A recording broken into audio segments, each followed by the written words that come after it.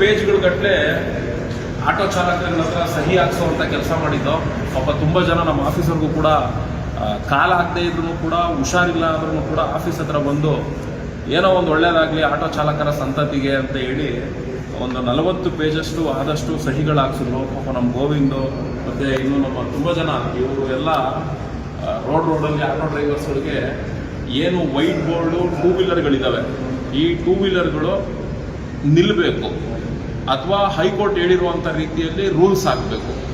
ನಿಲ್ಲಬೇಕು ಅಂದರೆ ಸರ್ಕಾರ ಸುಪ್ರೀಂ ಕೋರ್ಟ್ಗೆ ಹೋಗಬೇಕು, ಅಥವಾ ಹೈಕೋರ್ಟ್ ಹೇಳಿರುವಂಥ ರೀತಿಯಲ್ಲಿ ರೂಲ್ಸ್ ಮಾಡಿದ್ರೆ ಏನು ಟೆಕ್ಕಿಗಳಾಗಿ IT-BT ಕಂಪ್ನಿಗಳಲ್ಲಿ ವೈಟ್ ಬೋರ್ಡ್ 2 ವೀಲರ್ಗಳನ್ನ ಇಟ್ಕೊಂಡು ದುಡಿಮೆ ಮಾಡ್ಕೊತಾರೆ, ಅವ್ರುಗಳು ಕಂಟ್ರೋಲ್ ಆಗ್ತಾರೆ. ಬೇರೆ ಬೇರೆ ರಾಜ್ಯದ ಗಾಡಿಗಳು 2 ವೀಲರ್ಗಳು ಇವತ್ತೇನು ಇಲ್ಲಿ ದಂಡಿಯಾಗಿ ಬಂದಿದ್ದಾವೆ, ಅದರಲ್ಲಿ ಶೋಕಿಗೋಸ್ಕರ ಬಂದು ದುಡಿಮೆ ಮಾಡೋರು ಅವಾಯ್ಡ್ ಆಗ್ತಾರೆ.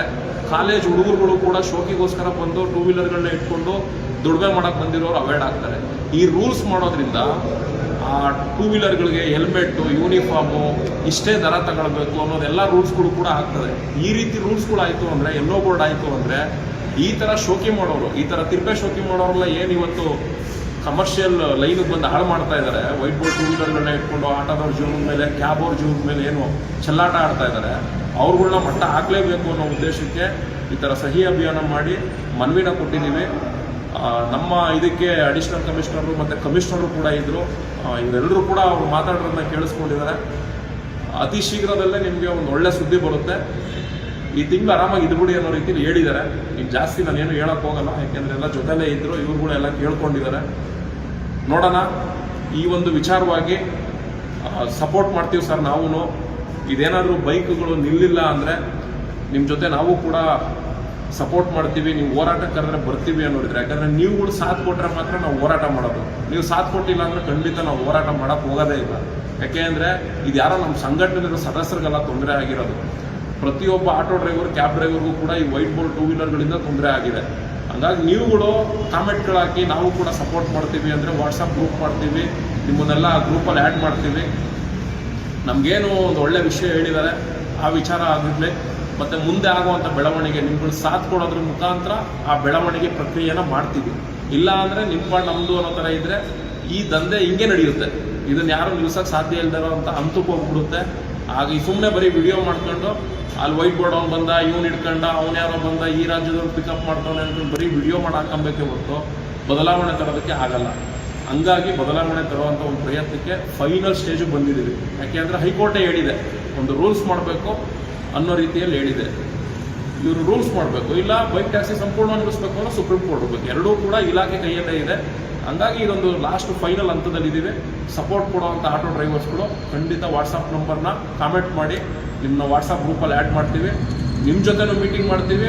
ನೀವೆಲ್ಲ ಸಾಥ್ ಕೊಟ್ಟರೆ ಇದೇನಾದರೂ ಈಗ 1 ತಿಂಗಳಲ್ವೇ ಹೇಳಿದ್ರು, ಹೇಳಿದ್ದಾರೆ, ಅಷ್ಟೊಳಗೆ ಅವ್ರು ಏನೋ ಮಾಡಲಿಲ್ಲ ಅಂದರೆ ಮುಂದಿನ ತಿಂಗಳ ಮೇಲೆ ಇದ್ರ ವಿಚಾರವಾಗಿ ಏನು ಮಾಡಬೇಕು ಅಂತ ನಿಮ್ಮ ಜೊತೆ ಎಲ್ಲ ಡಿಸ್ಕಷನ್ ಮಾಡಿ ನಿಮ್ಗಳೆಲ್ಲರ ನಿರ್ಧಾರದ ಮೇಲೆ ನಾವು ಮುಂದುವರಿತೀವಿ. ಯಾಕೆಂದರೆ ಇದು ನಿಲ್ಲಬೇಕು, ಇಲ್ಲ ರೂಲ್ಸ್ ಆಗಬೇಕು ಅಲ್ವಾ ಸರ್? ಬೇರೆ ಆಟೋ ಡ್ರೈವರ್ ನೀವೇ ಹೇಳೋಕ್ಕೆ ಇಷ್ಟಪಡ್ತೀರಾ? ಅವ್ರು ಹೇಳಿದ್ದಾರೆ, ನೀವು ಆಟೋ ಡ್ರೈವರ್ಸ್ಗೆ ಅಲ್ಲ ಯಾರಿಗೆ ಉತ್ತರ ಹೇಳ್ತಾ ಇರೋದು, ಸಾಥ್ ಕೊಟ್ಟರೆ ನಮ್ಗೆ ಬೇರೆ ಡ್ರೈವರ್ಗಳು ಸಾಥ್. ಸರ್ ನೋಡಿ, ಸಂಘಟನೆಯಲ್ಲಿರೋ ಡ್ರೈವರ್ಗಳು ಕರೆದ್ರೆ ಬಂದೇ ಬರ್ತಾರೆ ಸರ್.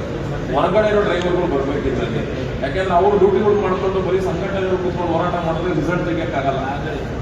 ಯಾಕೆಂದ್ರೆ ಸಂಘಟನೆಯವ್ರಿಗೆ ನಾವೇನು ನಮ್ಮ ಕೆಲಸ ಏನು ಅಂತ ಗೊತ್ತು, ಕರೆದ್ರೆ ಪಾಪ ಬರ್ತಾರೆ. ಹೊರಗಡೆ ಇರೋರು ತಾನು ತೊಂದರೆ ಇರೋದು. ನಮ್ಮ ಸಂಘಟನೆಯವ್ರನ್ನ ಕರೆದ್ರೆ ನಮ್ಮ ಫ್ರೀಡಮ್ ಪಾರ್ಕ್ ಕೂತ್ಕೊಂಡು ಹೋರಾಟ ಮಾಡಿದ್ರೆ ಏನು ಯೂಸ್ ಇಲ್ಲ. ಹೊರಗಡೆ ಇರೋರು ಸಾಥ್ ಕೊಟ್ಟಾಗಲೇ ಇದು ನಿಲ್ಸಕ್ಕಾಗೋದು. ಹಂಗಾಗಿ ನಾನು ಹೊರಗಡೆ ಇರೋರು ಇನ್ಕ್ಲೂಡ್ ಆಗಬೇಕು ಅಂತ ಹೇಳ್ತಾ ಇರೋದು. ಹಂಗಾಗಿ ಹೊರಗಡೆ ಇರೋ ಡ್ರೈವರ್ಸ್ ನೀವೇನು ಹೇಳ್ತೀರಾ? ನಮ್ಮ ಸಂಘಟನೆ ಇದ್ದೀರಾ, ಗ್ರೂಪಲ್ಲಿ ಇದ್ದೀರಾ, ನೀವು ಮೆಂಬರ್ ಆಗಿದ್ದೀರಾ? ನೀವು ಮೆಂಬರ್ ಆಗಿಲ್ಲ. ಈ ತರ ಮೆಂಬರ್ ಆಗಿಲ್ಲದೆ ಇರೋರು, ಹೊರಗಡೆ ಇರೋರು, ನೀವು ಆಟೋ ಡ್ರೈವರ್ಸ್ ಏನು ಹೇಳೋದು ಇಷ್ಟಪಡ್ತೀರಾ ಸರ್? ಎಲ್ಲ ಹೋರಾಟ ಆದರೆ ಏನೋ ಒಂದು ಸಾಧನೆ ಆಗುತ್ತೆ ಸರ್. ನೀವು ಕಮಿಷನರ್ ಹತ್ರ ಮಾತಾಡೋದು ನಿಮ್ಗೆ ಇನ್ನನ್ನಿಸ್ತು? ಸರ್ ಅವ್ರು ಹೇಳೋ ರೀತಿ ಪ್ರಕಾರ ಒಂದು 15 ಪರ್ಸೆಂಟ್ ಇದೆ, ನಮಗೆಲ್ಲ ಸಾಲ ಆಗುತ್ತೆ ಅಂತ ಹೇಳಿದ್ರು. ಅದಕ್ಕೆ ಈಗ ಆಟೋ ಡ್ರೈವರ್ಗಳು ಹೊರಗಡೆ ಇರೋರು ಸಪೋರ್ಟ್ ಮಾಡಿದ್ರೆ ನಮ್ಗೆ ಇನ್ನೂ ಸ್ವಲ್ಪ ಬೆಂಬಲ ಬರುತ್ತೆ. ಒಂದು ವೇಳೆ ಅವ್ರು ಹೇಳಿದ ಮಾತೇನು ಸುಳ್ಳಾಯಿತು ಅಂದರೆ ನಾವು ನೆಕ್ಸ್ಟ್ ಮಾಡ್ಬೋದು, ಹೋರಾಟ ಮಾಡ್ಬೋದು.